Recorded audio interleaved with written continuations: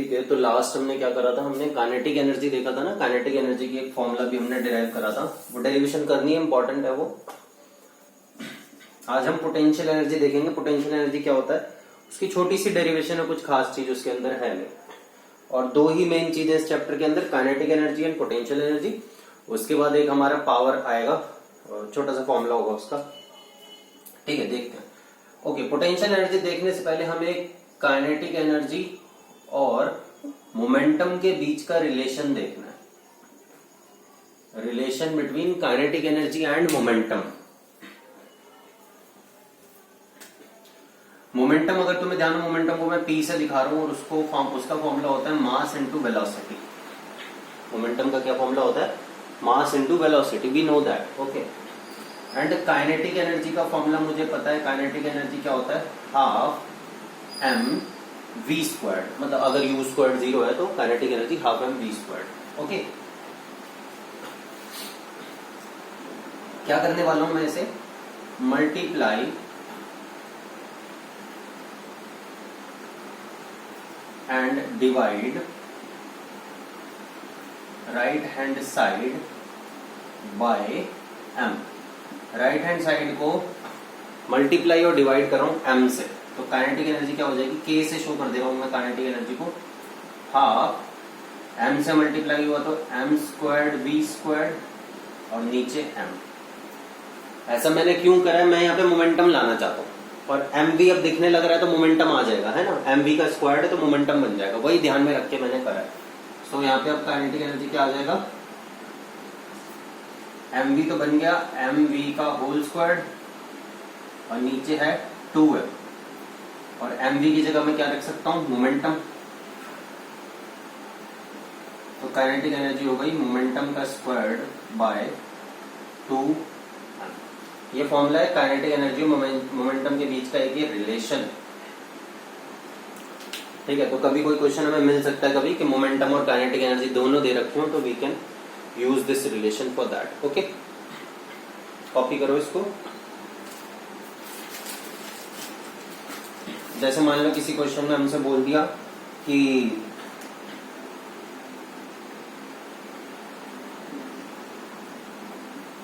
a body of 2 kg has a momentum of 5 kg meter per second. Calculate its kinetic energy. तो सीधा formula लगा सकते हैं हम, मोमेंटम का स्क्वायर पी का स्क्वायर बाय 2m कितना है 2, सॉल्व हो जाएगा। वैसे भी सॉल्व हो सकता है, ठीक है। तुम्हें मोमेंटम पता है, तुम्हें मास पता है, तो तुम वेलोसिटी निकाल सकते हो। मोमेंटम का फॉर्मूला क्या है, मास इनटू वेलोसिटी। मोमेंटम 5, मास कितना है 2, वेलोसिटी निकल गई यहाँ से कितनी 5/2। और काइनेटिक एनर्जी निकालने के लिए कह रहे हैं तो काइनेटिक एनर्जी निकाल दो, फॉर्मूला लगा कि हाफ एम कितना है 2 इंटू वी स्क्वायर कितना है 5/2 का whole square. So we can solve it, answer वही आएगा। देखो यहाँ भी आंसर कितना आ रहा है 25/4, यहाँ भी आंसर कितना आ रहा है 25/4। ओके,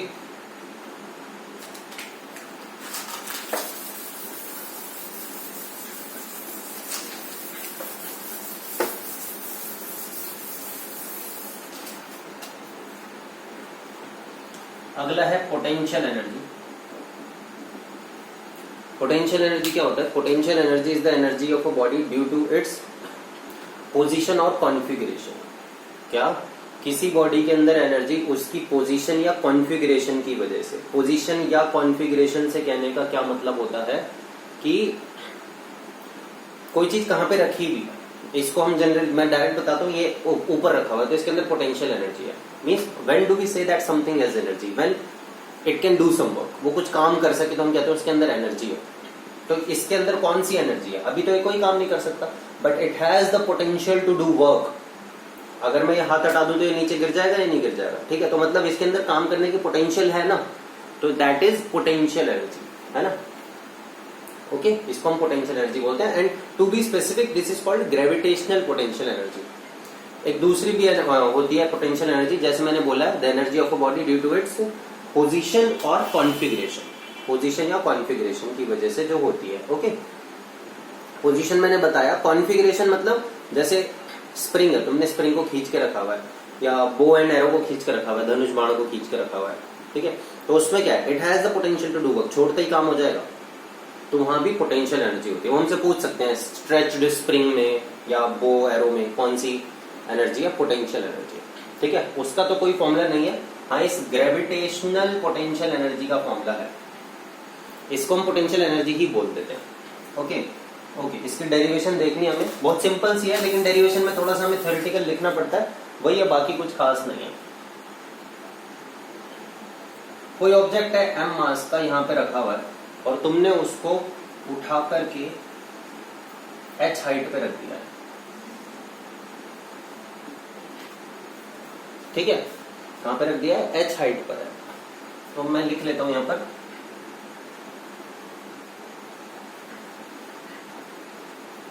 सपोज एन ऑब्जेक्ट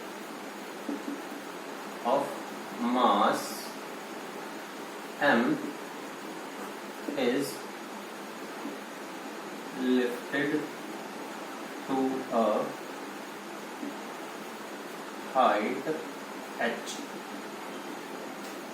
ठीक है, suppose an object of mass m is lifted to a height h, तो वर्क डन कितना होगा, वर्क डन का तो फॉर्मूला होता है, क्या होता है, फोर्स इनटू डिस्प्लेसमेंट। फोर्स कितनी है इस ऑब्जेक्ट के ऊपर, फोर्स है इसकी, वेट होगा फोर्स यहाँ पर, है ना, बताया था कि यहाँ पर केस को उठाने के लिए क्या करना पड़ेगा, इसके वेट को ही तो ओवरकम करना है बस, वेट इज ऑल्सो फोर्स, तो वेट फोर्स क्या है इसकी mg, वेट ही फोर्स है, और डिस्प्लेसमेंट कितनी है h, ठीक है, और फिर हम बोलेंगे यही वर्क डन क्या है, पोटेंशियल एनर्जी है, दिस वर्क डन, जैसे काइनेटिक एनर्जी में करा था, this work done gets stored as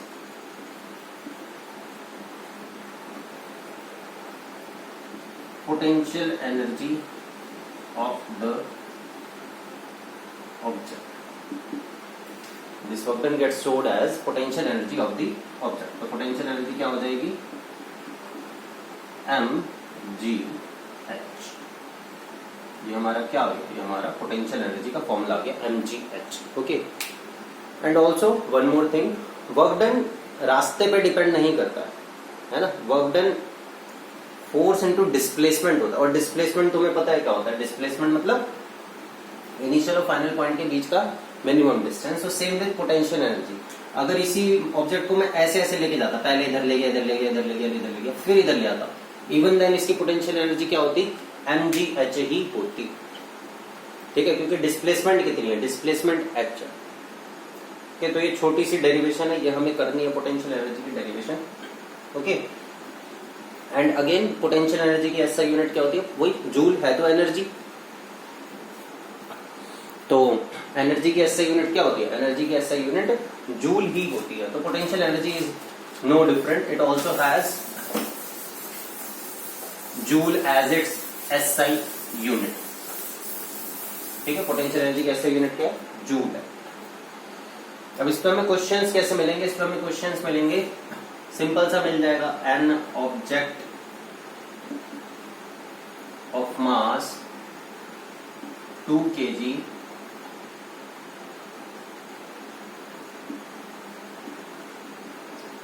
is lifted to a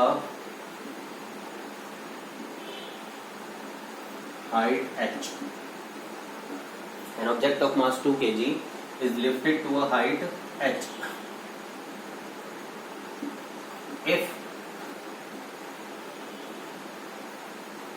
work done is 10 joule, find h.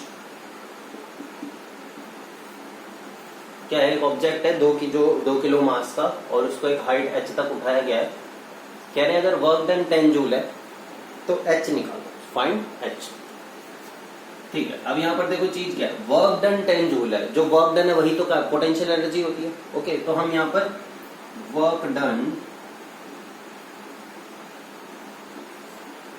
Is equal to potential energy is equal to mgh। ठीक है, potential energy कितनी दी हुई है यहाँ पर 10 दी हुई है, m कितना है 2, g हमें पता होता है, मान लो दे दिया है क्वेश्चन में 10 ले लो, h निकाल लो, यहाँ से कितना आ जाएगा, h आ जाएगा हाफ मीटर, 2 डिवाइड में हो गया करके हाफ मीटर हमारा h आ गया। Okay, so we have found out h। Clear? Okay, अभी इसमें तो ज्यादा है नहीं पोटेंशियल एनर्जी के अंदर, और इसके बाद will combine both these things, मतलब हम पोटेंशियल एनर्जी काइनेटिक एनर्जी को साथ में पढ़ेंगे, और वो देखने के लिए हमें पहले देखना है law of conservation of energy. और law of conservation of energy मैंने पहले तुम्हें बताया था, law of conservation of energy क्या है, that energy can neither be created nor be destroyed but it can be change from one form to another. ध्यान होगा तुम्हें law of conservation of energy कि energy can neither be created nor be destroyed but it can be changed from one form to another. तो energy ना कभी बनती है ना कभी खत्म होती है, बस वो एक फॉर्म से दूसरी फॉर्म में चेंज होती रहती है। ठीक है, अब एक फॉर्म से दूसरी फॉर्म में चेंज होने से कहने का क्या मतलब है कि एक एग्जांपल लेता हूं, और नेक्स्ट वीडियो में इसकी एक डेरिवेशन भी करवाऊंगा मैं कि पूरा शो करने के लिए law of conservation of energy को। पोटेंशियल एनर्जी और काइनेटिक एनर्जी को हम मैकेनिकल एनर्जी बोलते हैं कंबाइन करके। जैसे ये ऑब्जेक्ट यहां पे रखा हुआ है ऊपर, इसमें अभी कौन सी एनर्जी है? ऑब्वियसली इसके अंदर पोटेंशियल एनर्जी है।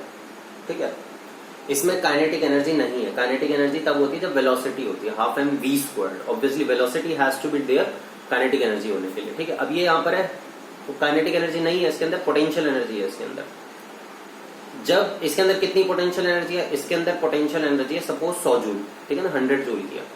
जब मैं इसे यहां से छोड़ूंगा इसकी हाइट कम होने लगेगी। जब हाइट कम होने लगेगी तो क्या पोटेंशियल एनर्जी कम होने लगेगी? बिल्कुल कम होने लगेगी। लेकिन एनर्जी तो ना कभी बनती है ना कभी खत्म होती है, तो ये एनर्जी कहाँ गई? पोटेंशियल एनर्जी कम होने लगी। पोटेंशियल एनर्जी कम होने लगी तो तुम ये अब देखने लगे ये मूव कर रहा है, वेलोसिटी आ गई इसके अंदर, तो कौन सी एनर्जी बढ़ जाएगी? इसकी काइनेटिक एनर्जी बढ़ जाएगी इसकी। ठीक है, तो अब क्या होगा जब ये यहाँ पर है, इसमें पोटेंशियल एनर्जी 100 जूल है, यहाँ पर आएगा तो इसकी पोटेंशियल एनर्जी कम हो जाएगी लेकिन काइनेटिक एनर्जी बढ़ जाएगी, और दोनों मिलाकर के potential energy plus kinetic energy कितनी रहेगी? 100 जूल ही रहेगी। फिर ये और ऐसे नीचे आया तो इसकी काइनेटिक एनर्जी और बढ़ जाएगी, पोटेंशियल एनर्जी और कम हो जाएगी, हाइट और कम हो गई ना। और जब बिल्कुल नीचे जाके गिरेगा, बिल्कुल नीचे पर हाइट 0, पोटेंशियल एनर्जी 0 और इसकी काइनेटिक एनर्जी मैक्सिमम हो जाएगी। ओके, तो और बाद में ये जब रुक जाएगा एकदम तो क्या होगा? ये ऊपर से नीचे गिरेगा तो आवाज आएगी, साउंड एनर्जी होगी, तो वो साउंड एनर्जी में कन्वर्ट हो जाएगी। टोटल एनर्जी, एनर्जी कभी खत्म नहीं होगी। ठीक है, हमें उस साउंड तक तो नहीं जाना है, हमें बस इतना ध्यान रखना है कि ऑब्जेक्ट यहां से नीचे तक जब तक जाएगा, पूरा यहां से लेके ऐसे नीचे तक सरफेस तक जमीन तक जब जा रहा है, उसकी पोटेंशियल एनर्जी कम हो जाएगी, काइनेटिक एनर्जी बढ़ जाएगी, लेकिन मैकेनिकल एनर्जी मतलब potential energy plus kinetic energy conserve रहेगी, चेंज नहीं होगी।